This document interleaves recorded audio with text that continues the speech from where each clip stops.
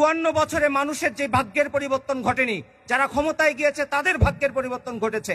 গণমানুষের ভাগ্যের পরিবর্তন ঘটাতে হলে, রিক্সাওয়ালা, ঠেলাওয়ালা, দিনমজুর, সর্বস্তরের মানুষের ভাগ্যের পরিবর্তন ঘটাতে হলে, একটি সুখী সমৃদ্ধশীল বাংলাদেশ বিনির্মাণ করতে হলে আদর্শ একদল মানুষকে রাষ্ট্র পরিচালনার দায়িত্বে নিয়ে আসতে হবে, যাদের অন্তরে আল্লাহর ভয় আছে, যাদের অন্তরে তাকওয়া শিক্ষা আছে, যারা সংযম থাকতে জানে, যারা দুর্নীতি থেকে নিজেদেরকে বিরত থাকতে জানে, রাখতে জানে। নাহমাদুহু ওয়া নুসাল্লি আলা রাসূলিহিল কারীম, আম্মা বা'দ, ফাআউযু বিল্লাহি মিনাশ শাইতানির রাজীম, বিসমিল্লাহির রহমানির রহিম। শাহরু রমাদানাল্লাযী উনজিলা ফীহিল কুরআন হুদাল লিন-নাসি ওয়া বায়্যিনাতিম মিনাল হুদা ওয়াল ফুরকান ইলা আখিরিল আয়াহ। সাদাকাল্লাহুল আযীম। ইসলামী ছাত্র আন্দোলন বাংলাদেশ ঢাকা মহানগর দক্ষিণ কর্তৃক আয়োজিত আজকের আলোচনা সভা ও ইফতার মাহফিলে উপস্থিত আছেন আজকের অনুষ্ঠানের সম্মানিত প্রধান অতিথি, এদেশের গণমানুষের রাজনৈতিক সংগঠন ইসলামী আন্দোলন বাংলাদেশ এর সংগ্রামী মহাসচিব অধ্যক্ষ হাফেজ মাওলানা ইউনুস আহমদ। উপস্থিত আছেন অনুষ্ঠানের সম্মানিত সভাপতি, ঢাকা মহানগর দক্ষিণের ছাত্র আন্দোলনের সংগ্রামী সভাপতি আরিয়ান ইমন। উপস্থিত আছেন বিশেষ অতিথিবৃন্দ, ইসলামী ছাত্র আন্দোলন বাংলাদেশের নেতৃবৃন্দ এবং সর্বস্তরের মেহনতি মানুষ, ছাত্র জনতা, সকলকে ইসলামী ছাত্র আন্দোলন বাংলাদেশ কেন্দ্রীয় কমিটির পক্ষ থেকে আন্তরিক শুভেচ্ছা এবং মোবারকবাদ জ্ঞাপন করছি। প্রিয় ভাইয়েরা, রমজানুল মোবারকা প্রত্যেক বছর আমাদের মাঝে আসে, ইবাদতের ভরা বসন্ত এই রমজানুল মোবারকা।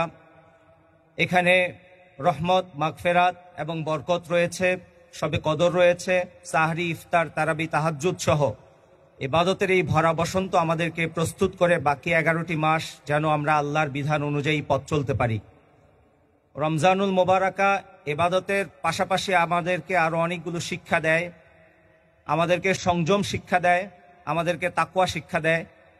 আমরা রমজানুল মোবারকায় বিশেষভাবে সকল প্রকার অপরাধ প্রবণতা থেকে বেঁচে থাকার চেষ্টা করি। বিশেষ করে দিনের বেলা সকল প্রকার পানাহার থেকে, গুনাহের কাজ থেকে আমরা বিরত থাকার চেষ্টা করি। এমনকি শুধুমাত্র গুনাহের কাজ নয়, বরং যা কিছু আমাদের জন্য জায়েজ রয়েছে, হালাল খাবার রয়েছে, আমাদের পেটে ক্ষুধা রয়েছে, কিন্তু আমরা আল্লাহর হুকুমের অপেক্ষা করতে থাকি। যেমন এখন আমরা অপেক্ষা করছি ইফতার সামনে নিয়ে, কখন আল্লাহর হুকুম হবে, সেই হুকুম অনুযায়ী আমরা ইফতার করব। এই সংযমের যেই শিক্ষা রমজান আমাদেরকে দেয়, এই শিক্ষা যদি আমরা আমাদের জীবনের প্রত্যেকটি পাতায় পাতায়, প্রত্যেকটি দিন, প্রত্যেকটি মুহূর্ত যদি এই শিক্ষা অনুযায়ী আমরা পথ চলতে পারি, আমরা ছাত্র সমাজ, মেহনতি মানুষ, সর্বস্তরের মানুষরা যদি অপরাধ প্রবণতা থেকে আল্লাহর ভয়ে, আল্লাহর সন্তুষ্টির জন্য যদি নিজেকে বিরত রাখতে পারি, তাহলে অতীতে যেভাবে ফ্যাসিবাদী চরিত্রগুলো আমাদের মধ্য থেকে প্রকাশিত হতো, সেই চরিত্রের জায়গাগুলো বন্ধ হয়ে যাবে। আমাদের ছাত্র জনতার উপরে আগে ছাত্রলীগ সহ ফ্যাসিবাদী চরিত্রের মানুষ যারা ছিল, তারা আমাদেরকে বাধা দিয়ে এ ধরনের ইফতার আয়োজন থেকে বিরত রাখার চেষ্টা করত, ভালো কাজের প্রতি আহ্বান জানানো থেকে বিরত রাখার চেষ্টা করত, খারাপ কাজের প্রতি প্রতিবাদ জানাতে গেলে আমাদেরকে বাধা দিত, শক্তি ব্যবহার করত।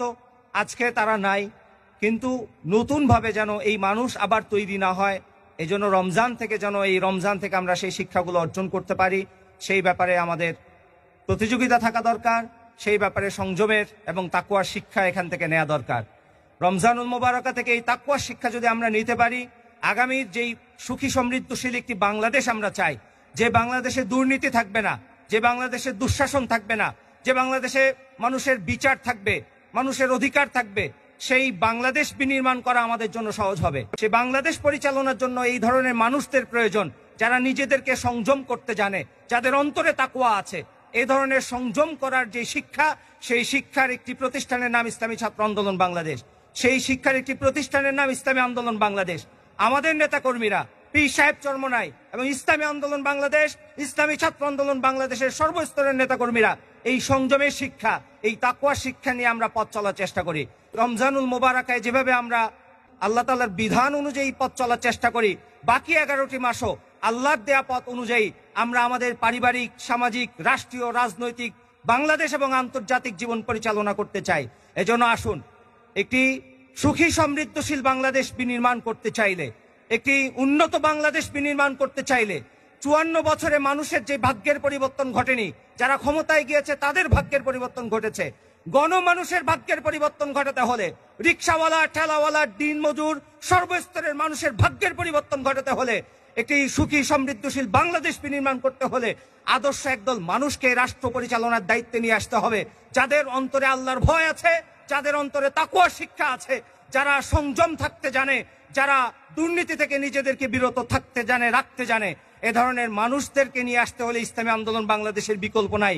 তাই আসুন আজকের এই ইফতার মাহফিল থেকে ইসলামী আন্দোলন বাংলাদেশের নেতৃত্বে সুখী সমৃদ্ধশীল একটি বাংলাদেশ বিনির্মাণের জন্য ঐক্যবদ্ধভাবে আমরা প্রচেষ্টা অব্যাহত রাখি। আজকের এই আয়োজনের জন্য আন্তরিকভাবে ধন্যবাদ জানাই।